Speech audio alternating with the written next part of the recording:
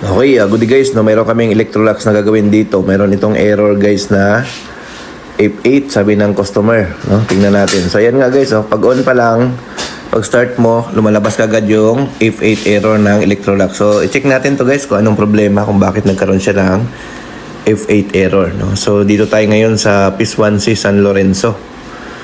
No, dito tayo nag-service ngayon, no? Ayan. So, F8 error, no? So, sa mga nagpapaschedule pala sa amin, no?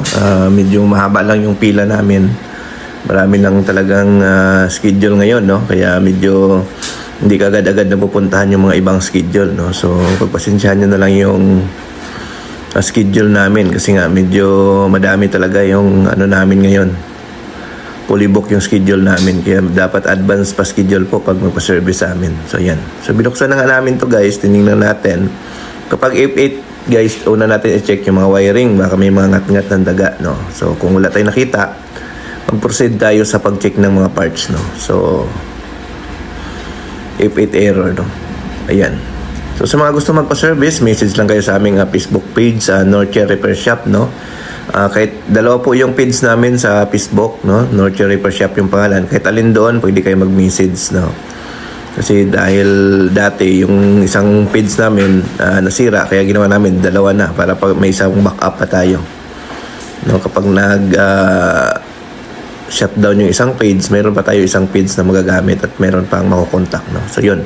So dalawa naman yung FB page natin, pwede nyong i-message, no? Kahit alin doon, active naman kami doon. So yan.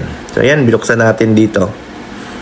So wala naman kami nakitang ngat-ngat ng daga dito guys. Intact naman yung pinaka wiring niya, no? So wala. So kapag ganoon nga na intact naman yung wiring, proceed tayo sa pagpalit ng water level sensor, no? Yun kaagad yung second step na gagawin natin. Palitan natin siya ng water level sensor para makita natin kung ano pa ang problema. So ito yung sinasabi ko guys na dapat pag nagsiservice kayo, meron kayong baon na water level sensor, no? Kasi nga para ma-trouble nyo kaagad. So ito yung water level sensor niya is 3 pin, no? Ayan. 3 pin yan. So papalitan natin, no? So kung kailangan nyo ng parts na yan guys, 3 pin water level sensor ng Electrolux, available din sa amin yan. So pwede kayong bumili sa amin, no? So yung take note pala guys, no? Yung Electrolux Philippines wala na, no? Wala nang service center ng Electrolux Philippines, no? Ayan. So ito yung parts na to guys, ang papalitan natin. So ito yung yan. So kita natin guys, corroded na yung mga socket niya at saka umido na, no? So sira na ito pag ganito guys. So ang gagawin natin, papalitan natin siya ng bago. So ayan guys, ang papalit natin.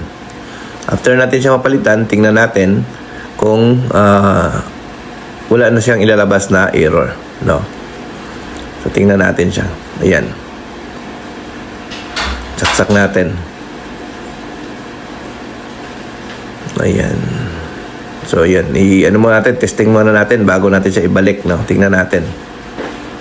Saksak muna natin guys, no?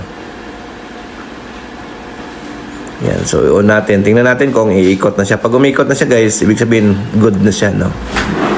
So tingnan natin kung iikot na yung drum. So lagyan natin sa spin muna. Tapos tingnan natin kung iikot na siya, no? So yan guys, antayin lang natin guys, umikot, no, yung drum. Tingnan natin bago natin siya i-fix, no? Yan, pag umikot na yan, ibig sabihin good na siya. Wala na siyang F8 error. Kasi ang F8 error guys, pag on tapos pag start mo, lalabas na yan yung F8 error, no? So ibig sabihin may problema yung wiring or yung water level sensor, no? Basta F8 error, no, sa Electrolux. Ayan. So tayo lang natin guys kasi may delay yan. Yung spin mode kasi may delay yan, no? Ayan, umikot na siya guys, no? So working na siya. So ang naging problema niya guys, water level sensor, no? So yun po ang naging problema ng F8 error. So ayan, so ipipix na natin to guys, no, para ma-check natin, no, para maayos na, no. So yun. So ito yung sira, yung water level sensor niya. So ipipix na lang natin yan. Ayan, yan, no. Testing natin ulit. Ayan. So okay na yan guys, no. So yun, working na siya. Okay? Thank you. Bye-bye.